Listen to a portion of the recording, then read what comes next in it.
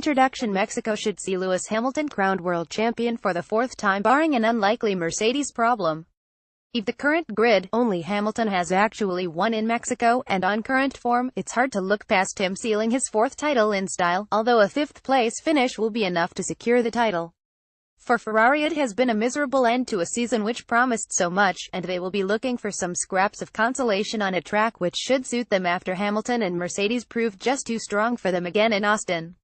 Red Bull will continue to be a threat, while Carlos Sainz's highly impressive debut with Renault should certainly spice up the action in midfield, as Renault look to overhaul Sainz's old team Toro Rosso and maybe even have a nibble at Williams, while Nico Hülkenberg, who suddenly finds himself under pressure to raise his game, will be hoping he can put in another performance like last year where he proved to be best of the rest behind the big three teams. Jim Clark, Alain Prost and Nigel Mansell have all managed to win the Mexican Grand Prix twice since it arrived on the F1 calendar, Clark winning a third time in the non-championship race in 1962. Since Mexico returned to the calendar in 2015, it's been all Mercedes, with Nico Rosberg winning in 2015 and Lewis Hamilton getting revenge last year. Last year's race saw the Mercedes duo of Lewis Hamilton and Nico Rosberg both do what they needed to do, with Hamilton getting the benefit of the doubt after overshooting turn 1 on the opening lap and skipping turn 2, from which point on Lewis controlled the race comfortably from the front to take a relatively easy win. For Rosberg, surviving a few moments with Max Verstappen's Red Bull and staying in one piece and bringing the car home in second place was enough to keep him on track for the driver's title.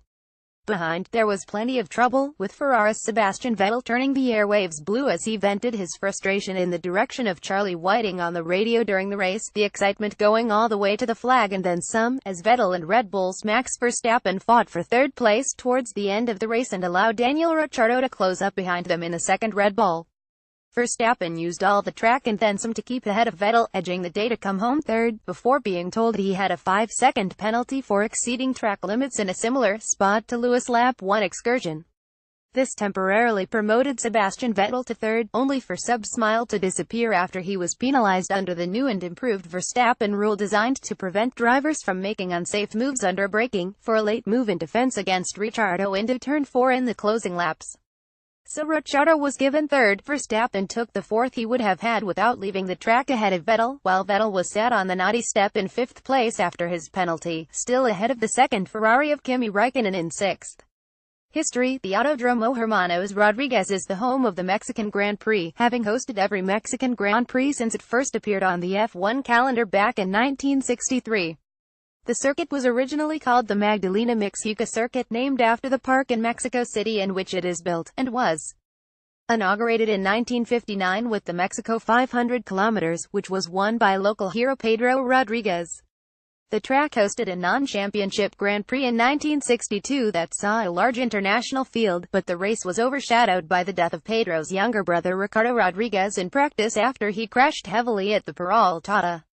The race would be won by Jim Clark in a Lotus, with Clark having taken over the car of teammate Trevor Taylor while in third place after Clark's own car was black-flagged. The track was renamed the Autódromo Ricardo Rodriguez and would go on to host a Grand Prix on the F1 calendar in 1963.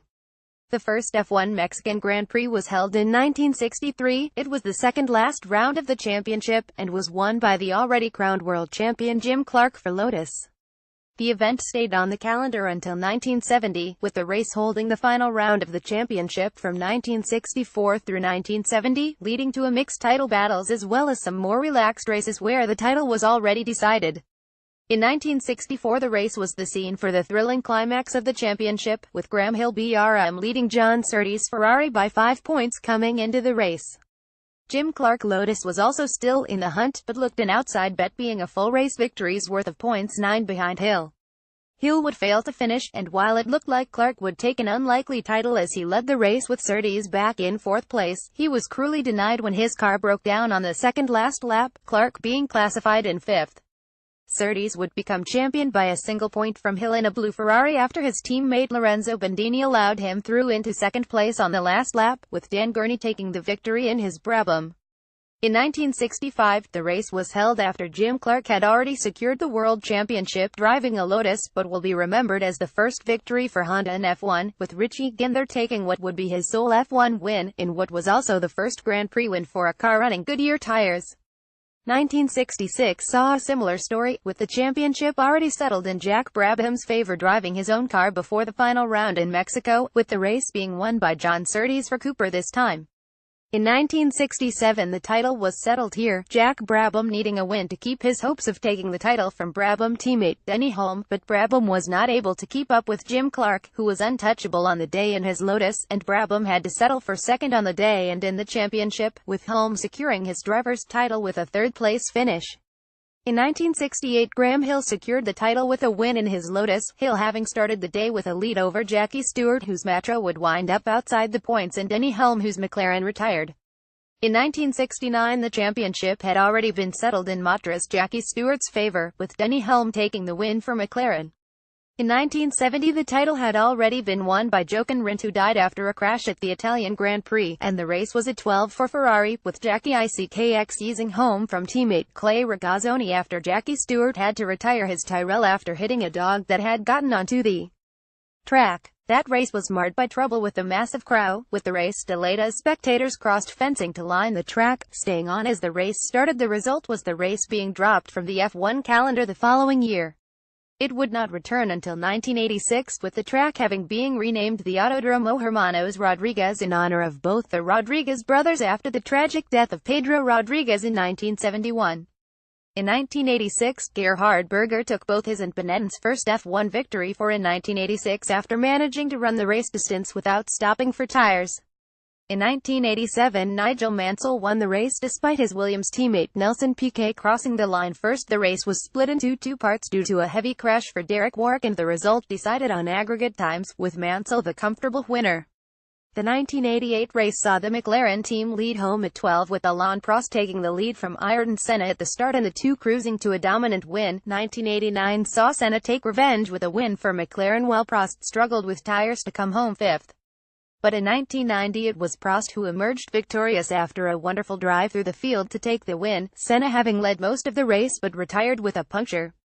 In 1991 Riccardo Patrese led home teammate Nigel Mansell for a Williams 12, with the positions reversed in another Williams 12 in 1992, Mansell easing to victory of Patrese, with a young Michael Schumacher recording his first F1 podium by coming home in third place for Benetton. This would be the last time the Mexican Grand Prix would be staged until 2015.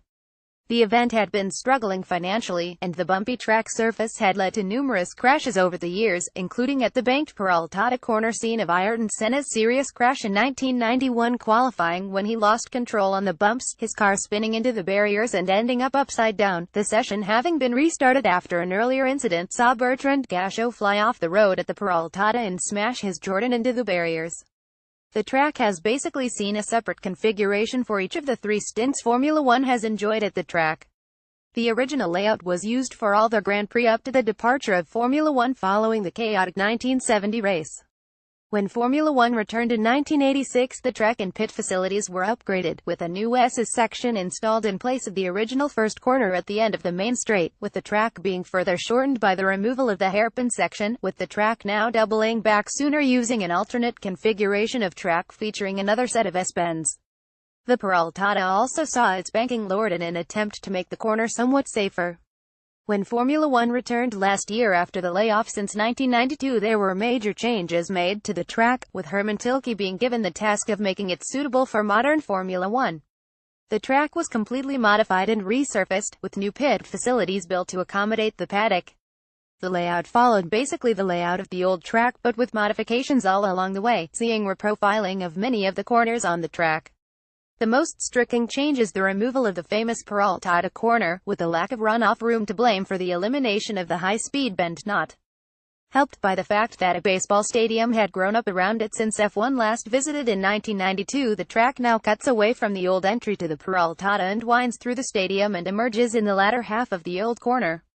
Circuit characteristics: the track is situated some 2.2 kilometers above sea level, presenting a demanding challenge for the power units, with no other track coming close to operating at these heights. Brazil, at just under 800 meters, is the next highest altitude track on the calendar. The turbos will have to work harder and spin faster to get the required amount of oxygen into the internal combustion engine due to the thinner air at the high altitude, while the thin air will also reduce the aerodynamic performance and make cooling more difficult, not to mention placing more demands on the drivers themselves. themselves, so it is sure to be a tough weekend for man and machine in Mexico. From the grid there is a very long drag down to the first corner, which will allow for cars to arrive at speed and try to outbrake each other for position. The pit exit ties back into the straight well before the corner, and the straight features the first DRS activation zone, so expect to see plenty of action into turn 1 during the race, with plenty of moves being made and also missed here, as we saw last year, with Lewis Hamilton being given a first lap allowance for running wide, while Max Verstappen paid the penalty for his late laps as he outbraked himself and ran wide trying to hold back Sebastian Vettel's Ferrari. The cars will arrive fast into the first corner, braking hard into the 90-degree right-hander. The track then opens into a left-right combination, turns 2 and 3, with the cars running wide at the exit of turn 3, the track winding slightly to the right as the cars accelerating down a long straight featuring the second DRS activation zone. The cars move to the right to prepare for the next sequence of corners, a pair of 90-degree corners, a left-hander turn 4 followed by right-hander turn 5. Turn 4 saw plenty of action last year, with Max Verstappen almost getting the better of Nico Rosberg but running wide, and also seeing Sebastian Vettel's move under braking, which saw him touch Daniel Ricciardo's Red Bull, which would cost Vettel a podium place. Turn 5 also saw contact in 2015, with Ferrari's Kimi Räikkönen being bumped into retirement after contact with Valtteri Bottas hanging his Williams around the outside of the Ferrari going around turn 4 but running out of room on the inside of turn 5, barging the Ferrari off the track and out of the race. Exiting turn 5 there is a short stab of the throttle as the cars burst into a slow right-handed hairpin at turn 6. Exiting turn 6 the cars run wide on the curbs, crossing the track as they accelerate down a short straight in preparation for another quick section of S's, turns 7 through turn 11, the track snaking left, right, left, right, left. Turn 7 was where it all went wrong for Sebastian Vettel in 2015, spearing off the track having earlier spun at the same corner. Exiting turn 11 the track winds left down another long straight leading into the stadium section, the cars braking hard into the sharp right-hand turn 12 as they enter the stadium, with not much space for mistakes on the outside. From turn 12 the cars hit a short burst of acceleration before braking hard for the slow left-hand turn 13. Sergio Perez delighted the crowd in the stadium by darting his Force India up the inside of Max Verstappen's Toro Rosso here in the 2015 race. The cars wind slowly around turn 13, flicking through a right-hander turn 14, climbing over the curbs as they pass the DRS detection point and straight line the little wiggle left called turn 15 and out of the stadium, rejoining the old Peraltada via a tight right-hand bend turn 16. The cars then winding right around the remains of the old curve turn 17, with the pit entry on the inside, the cars shooting onto the long main straight with the DRS zone ready to challenge for position into turn 1. Tires with Pirelli. Like the United States Grand Prix that has just taken place, the tires brought to Mexico will be the P0 Yellow Soft, P0 Red Super Soft and P0 Purple Ultra Soft, which reverts to its usual color after turning pink in Austin. The Autodromo Hermanos Rodriguez, named after Mexico's famous racing brothers, is one of the quickest tracks of the year, and, as has been the case on a few occasions already this season, it's the first time that the Ultrasoft has been nominated there.